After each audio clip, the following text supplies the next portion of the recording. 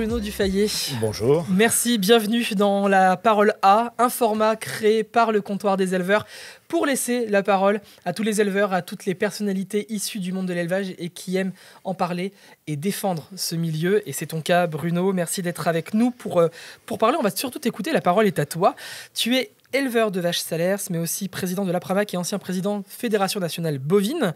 Avant de parler de tes engagements, présente-nous un petit peu ton boulot et ton exploitation pour commencer. Donc Bruno Dufayet, moi je suis éleveur dans le Cantal, à Mauriac. Donc voilà, j'élève sur une ferme familiale. Je suis la 5e, je crois, génération de ma famille à être sur la même ferme.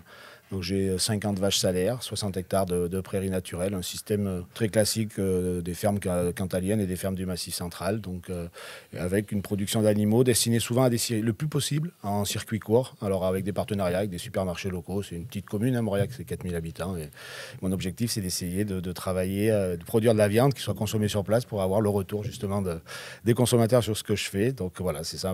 Mon métier, c'est celui-là. La Fédération nationale bovine, fédération à laquelle tu es resté 6 ans à sa tête, 2 mandats. Tu en retiens quoi en fait de cette expérience? Et j'ai presque envie de dire, à choisir, ça a été quoi le plus grand combat? Alors j'en retiens déjà énormément de satisfaction parce que c'est beaucoup de rencontres. On a mené un travail de concertation avec des ONG environnementales. Donc on a plutôt l'image que l'élevage et l'environnement, c'est plutôt des gens qui s'affrontent plutôt. Souvent c'est la grosse dispute. Voilà, c'est ça, des gens qui s'affrontent, qui se bagarrent. Et là, non, on a fait un travail commun et sur ce travail commun de réflexion, en fait, on s'est rendu compte qu'on avait plein de consensus. Donc ça, c'est quelque chose qui m'a marqué sur mon passage dans mes engagements syndicaux. Et ces concertations, ça a changé un petit peu le Bruno Dufayet agriculteur dans son approche, sa pratique? Ouais, carrément, mais comme tout échange, d'ailleurs, j'ai envie de dire même comme un échange avec son voisin et tout, c'est-à-dire que tu te construis aussi des échanges et de l'écoute des autres. Moi, ça a changé mon regard sur ma ferme, même si je ne l'ai pas bouleversé, ça m'a surtout conforté d'ailleurs, ça m'a conforté sur le fait de dire ces fermes un peu du Cantal qui ont une image des fois, qui avaient une image d'agriculture du passé, finalement, elles deviennent hyper modernes. Est-ce que c'est un peu les prémices, ou en tout cas les fondations de ce qu'on appelle l'élevage durable? Alors déjà, mon mandat, moi, je voulais pas faire une carrière dans les mandats politiques, ou syndicaux, tout du moins. C'était pas mon objectif. C'était un passage, et puis après, il faut toujours laisser la place aux autres pour générer du dynamisme. Mais par contre, quand j'ai arrêté à la FNB, je me suis dit, ce sujet-là, le sujet de l'élevage durable, il faut vraiment que je continue à m'en occuper. Il faut vraiment que je trouve une façon de continuer à mener le combat. Donc, effectivement, clairement, ces échanges avec le monde de l'environnement qui ont fini de me motiver à porter cet enjeu-là. Oui. Comment sur un élevage comme le tien, qui a quand même un beau cheptel, mais qui n'est pas non plus un ultra-élevage, on arrive à appliquer cet élevage durable? Des réflexions justement autour de ce qui impacte. On sait que de toute façon, toute activité a un impact négatif. Donc il faut essayer de trouver qu'est-ce qu'on peut arrêter ou comment on peut le remplacer pour arriver à avoir un impact un peu plus positif. Donc pour être un peu plus concret, un peu plus clair. Moi, j'ai travaillé, en fait, j'avais des bâtiments très traditionnels, des vieux bâtiments agricoles du Cantal. J'ai construit un bâtiment moderne avec pour objectif de mieux valoriser juste tous les effluents d'élevage. C'est-à-dire que mes vaches, elles sont l'hiver dans les stabulations, on paille, on fait du fumier. Et bien, ce fumier, on s'est posé la question de mieux le valoriser sur nos parcelles. Et aujourd'hui, mon système, il est autonome en fertilisation par le fumier. J'achète plus d'engrais, par exemple, d'engrais minéraux, d'engrais justement qu'on peut dire aussi chimique. Donc ça, c'est des pratiques de ce type-là qui font qu'on évolue sur sa réflexion. Chaque fois qu'il y a une réflexion environnementale à l'échelle de sa ferme, elle s'accompagne toujours d'une performance économique. L'herbe, c'est une ressource qui est là, qui est évidente. Mais non, en fait, l'herbe, ça se cultive. Et quand on dit cultiver l'herbe, c'est pas un système intensif, justement, où tu viens bombarder d'engrais tes parcelles, mais c'est plutôt une vraie réflexion sur comment j'optimise le pâturage de mes animaux et du coup, ce qui me fait gagner en temps de pâturage. Je parlais un peu des nouveaux systèmes et des équipements. Est-ce qu'on pourrait aussi résumer ça à mieux investir, avoir un meilleur investissement? Ça permet de réduire les coûts et les besoins de fonctionnement. Ça permet plein de choses. Effectivement, il y a une mission économique, mais ça permet aussi, parce que construire... moi, j'avais une étable, je vais donner les dimensions. L'étable de mon père, c'était 40 mètres de long sur 10. Pour les mêmes vaches, aujourd'hui, moi, j'ai 65 mètres de long sur 25 mètres de large. Donc, ça peut renvoyer une image vers la société, vers mes voisins, dire « Oh là là, c'est gigantesque, il s'agrandit ». Mais quand on explique pourquoi on le fait, et justement, que ça sert à répondre à la fois des enjeux environnementaux, des enjeux économiques pour pérenniser l'exploitation. On le fait pour les vaches. Et voilà, aussi, tout simplement. et de bien-être, parce que moi, mes vaches, elles étaient dans un système, les vaches étaient attachées, on travaillait un vieux système traditionnel. Et là, elles passent l'hiver, justement, détachées au milieu de la paille. Et bien voilà, ça te permet aussi d'amener aussi un autre regard de mes voisins, de la société sur cette taille de bâtiment. Ça donne un sens à tout ça, ouais. La question de l'agriculture durable, est-ce que pour toi c'est un sujet oublié en France ? Souvent, il y a un peu l'urgence économique.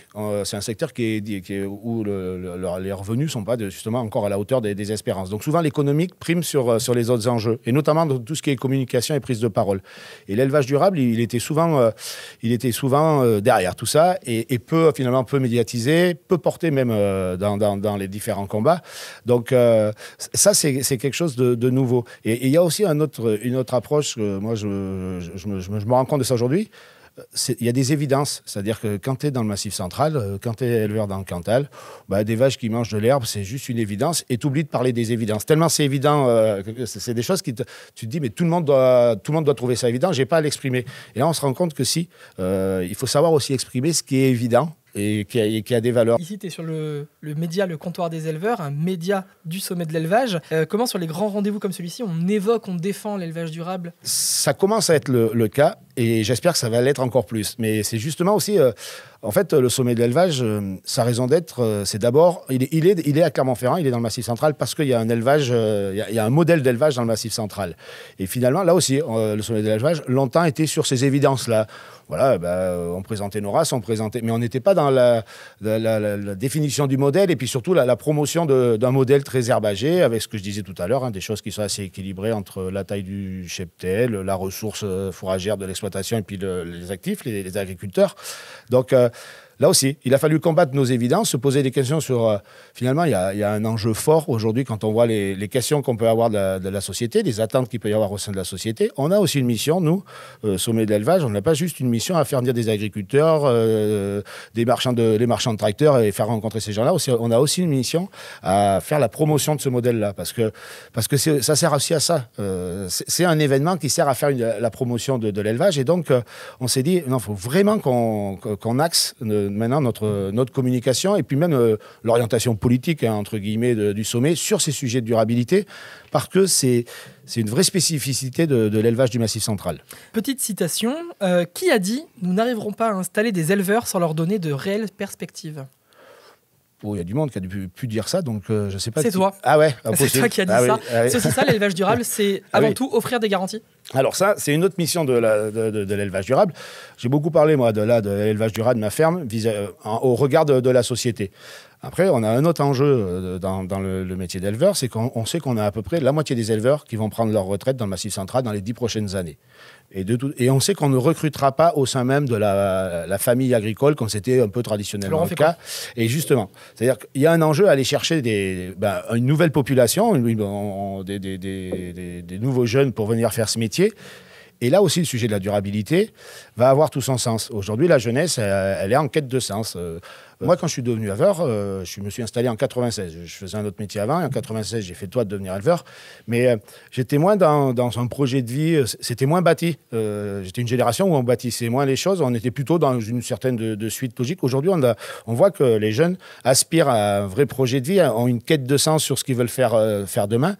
Et on n'aspirera pas des jeunes demain en agriculture. On arrivera à l'attirer si on lui explique que dans ce métier-là, tu vas faire de l'herbe, qui répond aussi à des enjeux environnementaux. Tu vas travailler avec des races qui ont aussi une certaine image et qui savent valoriser justement des choses très simples et qui en plus vont derrière fournir des produits de qualité pour l'alimentation. Bruno, est-ce que tu penses, en tout cas selon toi, qu'il faut davantage penser, réfléchir par territoire, avoir vraiment des politiques, des caps clairs en fonction des territoires et donc en fonction des reliefs, des différentes races qu'on trouve? Et effectivement, le modèle agricole du Massif central, c'est pas le modèle agricole de la Beauce. Il a des spécificités. Et ces spécificités, en plus, tout à l'heure je l'ai dit sur ma ferme, mais longtemps, l'agriculture dans les années 70-80, là, quand il y a eu le gros boom, cette nécessité de produire encore plus en France, dans le Massif central, ça n'a pas été suivi de la même façon. Et c'était plutôt même montré du doigt. On passait un peu pour en fait, les ringards de l'agriculture, quoi. C'était, oulala, les mecs, ils ont rien pigé, ils ont un temps de retard.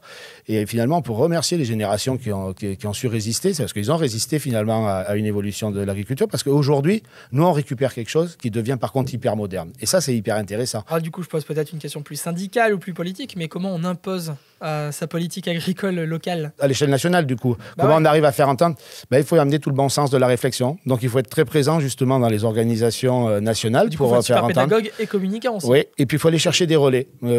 Aller chercher. Moi, je suis convaincu qu'on arrivera dans le Massif central, on arrivera à réussir cet enjeu de la promotion du modèle, et puis surtout le décideur politique, que demain le ministre de l'Agriculture français se dise, moi, ce que je veux prôner, c'est l'orientation qu'a donné le Massif central à son agriculture. Pour arriver à ça, on aura besoin d'autres acteurs que les acteurs agricoles. Moi, j'espère que tous les gens là qui sont dans le studio finiront par devenir des gros défenseurs de la présence des vaches, et des vaches telles qu'elles sont élevées dans le Massif central. Devenir éleveur, ça j'étais moins sûr. Non, mais au moins des défenseurs. C'est 10 fois plus performant si on a à côté de nous, toi qui es derrière la caméra, toi qui écoutes le son, expliquer à tout le monde qu'il faut qu'on continue à avoir des vaches élevées à l'herbe, comme elles sont élevées dans le Massif central. C'est une force collective majeure pour arriver justement à amener le décideur politique, parce que le décideur politique, il suit la pression de la société. En fait, il est là pour s'adapter aux demandes et à la pression de la société. Donc, seul, on peut rouler les mécaniques, on fait du syndicalisme, tout le monde nous écoute, on n'y arrivera pas. Par contre, si on arrive à avoir une vraie force collective, et ça, c'est l'ambition qu'on porte, y compris au sein du sommet de l'élevage, une vraie force collective d'un territoire qui s'identifie. On ne va pas devenir... on n'est pas des nationalistes du Massif central, on ne demande pas l'indépendance. Mais par contre, une vraie force de ce territoire, de façon commune, partagée. Moi, j'aime bien échanger sur les sujets agricoles en ce moment avec le monde de la culture. C'est-à-dire que, si le monde de la culture devient aussi un promoteur de l'élevage au travers d'actions très culturelles, ça donne une force phénoménale à nos messages et peut-être une capacité, justement, d'arriver à faire entendre dans les décisions politiques ce qu'on veut porter. Oui. Alors, petit jeu, c'est très simple comme principe. On va faire un vrai ou faux. Je vais te présenter des affirmations et tu vas me dire si, selon toi, elles sont vraies ou si elles sont fausses. Et on va pouvoir échanger dessus puisque c'est un vrai ou faux spécial pastoralisme. 2026, ça va être l'année mondiale du pastoralisme et je sais que tu le défends à bras-le-corps. Donc du coup, on va en savoir un petit peu plus avec toi. La première affirmation que j'ai juste là. Un jour, tous ceux qui pourront reviendront au pastoralisme. J'ai envie de dire vrai, parce que ça voudrait dire qu'on aura complètement réussi notre mission. Donc vrai, parce que y a le pastoralisme, ça attire. Ça aussi, naturellement, ça attire. Il y a des images, il y a des choses qui existent déjà dans la tête des gens qu'on va pouvoir faire exprimer. Donc oui, j'ai envie de dire oui, vrai. Le tourisme, ça tue le pastoralisme? Ah non, ça ne tue pas le pastoralisme. Le tourisme existe dans nos régions parce qu'il y a du pastoralisme. C'est-à-dire ce qui permet d'avoir aujourd'hui un massif du Sancy ouvert pour qu'on aille randonner, c'est parce qu'il y a encore de l'élevage qui maintient ces espaces ouverts, des vaches qui broutent de l'herbe, qui font que la forêt n'a pas gagné, la friche n'a pas gagné. Et donc l'espace, il est ouvert et le tourisme dans le Massif central, il est complètement lié à ces paysages. Grâce au pastoralisme, on a de meilleurs produits. Alors, c'est pas que grâce au pastoralisme, mais comme le pastoralisme est vraiment la technique, le principe de valorisation de l'herbe, c'est bien grâce aussi au modèle d'alimentation de nos troupeaux, grâce un peu à cet équilibre que je dis souvent, donc je vais le répéter souvent, mais cet équilibre entre la taille du troupeau, la ressource en herbe sur la ferme, qui génère justement une qualité de produit. Donc oui, ça génère des produits de qualité, oui. Vous allez voir sur la prochaine, Bruno va bondir. Le pastoralisme, c'est une pratique dépassée. Eh ben, oui, ça me fait bondir, mais ça me fait à la fois bondir, mais je me dis, punaise, on n'a pas su l'expliquer, quoi. On a aussi une part de responsabilité quand s'il y a une affirmation de ce type-là, parce que ça, c'est faux. C'est justement, aujourd'hui, ça devient, c'est la pratique d'avenir. Je suis convaincu que c'est l'image d'avenir. Ça devient moderne, le pastoralisme. Voilà, aujourd'hui, il y a une évolution de la société, il y a des attentes, il y a des enjeux, il y a un enjeu environnemental fort auquel nous, on doit prendre conscience de ce qu'on fait et comment on peut l'améliorer. Et le pastoralisme, c'est une réponse. Donc, ça a pu paraître dépassé et aujourd'hui ça devient ultra moderne. Ça peut rendre un peu le métier sexy, notamment pour les prochains entrants dans le métier? Ah mais carrément, ça rend le métier sexy. Le matin quand je vais visiter mes troupeaux, c'est hyper sexy, c'est hyper agréable. Tu pars tout seul, t'es tranquille, alors, tu profites de beaux paysages, tu vas voir des animaux où tu sens que voilà, ils expriment une certaine joie à être dans ces beaux paysages et à manger de la super herbe, et ça te renvoie quelque chose effectivement de positif. Et si c'est positif, si voilà, c'est assez sexy effectivement pour le métier, c'est une autre approche, ouais. Allez, pour la dernière, plus facile. Le pastoralisme, c'est vachement cool pour le développement des troupeaux.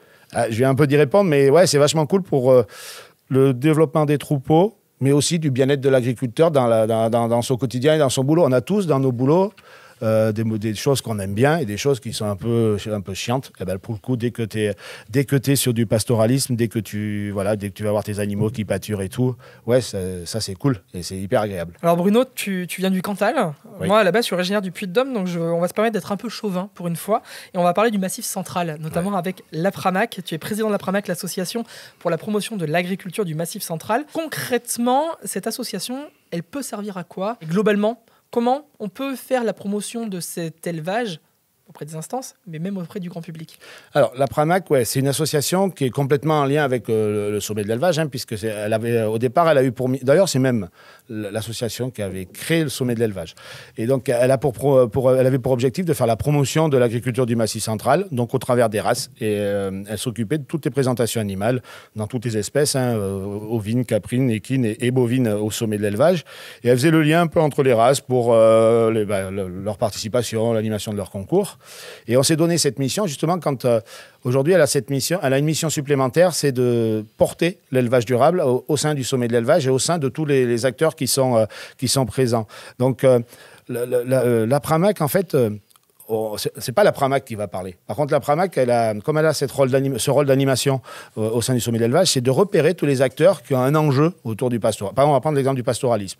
On avait pas mal de structures, il y a une dizaine de structures qui étaient toujours présentes au sommet de l'élevage et chacun menait sa conférence sur ce sujet-là. Et donc, comme nous, on a fait un temps fort de l'élevage durable et un temps fort du pastoralisme avec la montée en puissance jusqu'en 2026, la PRAMAC a permis de fédérer les acteurs. Aujourd'hui, ils sont tous présents sur le même stand.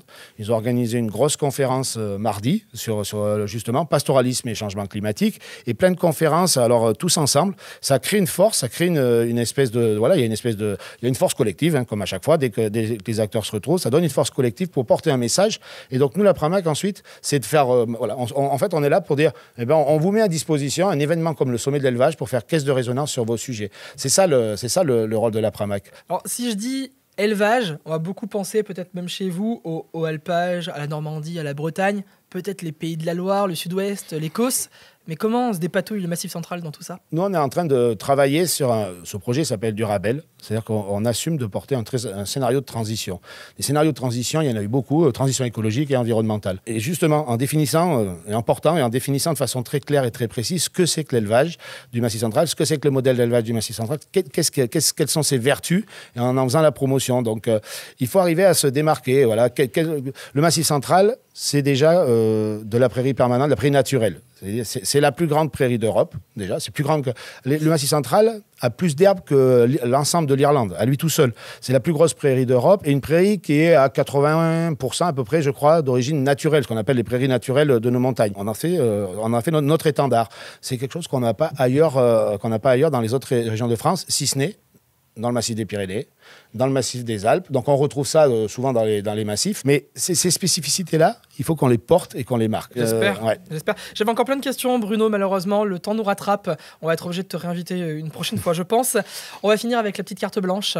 Tu connais le concept. 30 secondes pour l'inviter, justement pour évoquer le sujet de ton choix. Ça peut être quelque chose qu'on a déjà abordé ou alors un sujet complètement inédit. T'aimerais nous parler de quoi, là, pour finir? Eh ben, le sujet, j'en ai un peu parlé, mais ça me tient à cœur. Et en plus, pour moi, c'est l'enjeu de demain. C'est cette capacité à aller chercher un nouveau profil d'éleveurs dans une société beaucoup plus large que la société, que le monde agricole. Ça, c'est l'enjeu. Et justement, faire en sorte que les éleveurs arrêtent de penser que chaque fois qu'on parle environnement, on vient nous embêter, on vient nous mettre des normes. Non. Quand on est éleveur dans le Massif central, poser le sujet de l'environnement, c'est une opportunité. C'est une vraie opportunité. C'est une opportunité. On doit la saisir. On doit aller justement échanger avec le monde de l'environnement. On doit aller échanger avec les écolos. Je suis convaincu qu'on est aussi écolo qu'un écologiste au sens politique du terme. Donc ça, c'est un vrai sujet. C'est-à-dire que arrêtons de faire comme dans d'autres régions, de penser que chaque fois qu'il y a le terme écolo, voilà, c'est obligatoirement quelque chose qui va venir nous embêter. Non, disons, il faut qu'on arrive à se dire que c'est une vraie opportunité.